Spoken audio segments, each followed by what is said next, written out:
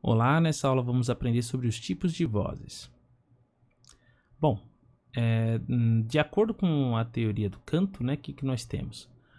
Nós temos o grupo das vozes corais, que já foram faladas nas outras aulas, né, que são vozes mais simples, que não possuem um trabalho técnico e que, consequentemente, cantam afinadamente cerca de 13 a 15 tons. Aqui, né, a gente vai ver essas vozes solistas, né, que essas vozes já são um pouco diferentes. Quem são as vozes solistas? São as vozes desenvolvidas pelo estudo do canto, né, que atingindo maior extensão vocal de notas, né, graves e agudas do que as vozes corais. As vozes solistas, elas são privilegiadas ou aprimoradas pelo estudo. De acordo com o timbre e com a tessitura, ainda podem ser classificadas em, no caso aí da voz da soprano, ela ainda se subdivide em ligeiro, lírico e dramático. No caso aí dos tenores, né, esses se dividem em ligeiro, lírico e dramático. No caso dos barítonos, eles serão brilhante ou dramático. E o baixo, nós teremos o cantante, o cômico e o profundo. Então, ainda de acordo com a fundamentação teórica sobre vozes, o que nós vamos ver é que existem algumas vozes que elas são correspondentes, elas são chamadas de vozes correspondentes. Quem são elas?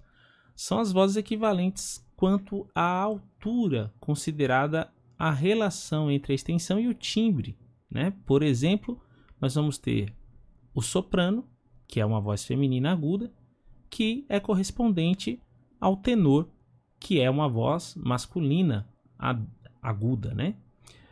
Vamos ter aí a meio soprano ou mezzo soprano, que é uma voz feminina de média, né, de altura média, que é correspondente aí com o barítono, né, das vozes masculinas, que é o médio aí das vozes dos homens. Depois nós vamos ter a voz de contralto, que é o grave das vozes femininas, e o baixo, que é o grave das vozes masculinas. Então essa relação aí entre essa correspondência, né, de soprano para tenor, de mezzo-soprano para barítono e de contralto para o baixo, serve justamente para que o regente, o cantor, né, possa se orientar em relação à questão da forma dele cantar e de se entender, né, dentro do coral a partir do ponto de vista em que ele observa a altura vocal dele. A gente pode dizer que as vozes correspondentes são separadas por intervalos de oitava, sendo a masculina uma oitava abaixo da sua correspondente feminina. E um outro fator interessante é que as vozes da mesma classe, elas se separam por intervalos de terças, e as vozes mais comuns são a de mezzo-soprano e a de barítono. Vamos tentar entender isso melhor.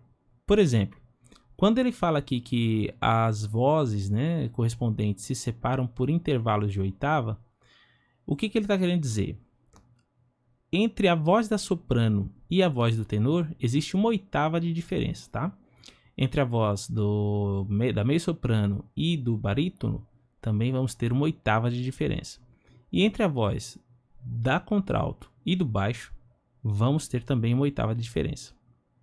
Só que, quando se trata, por exemplo, de diferenças das vozes que estão ali na mesma classe, então, por exemplo, vozes femininas, a diferença do contralto para a mezzo é um intervalo de terça.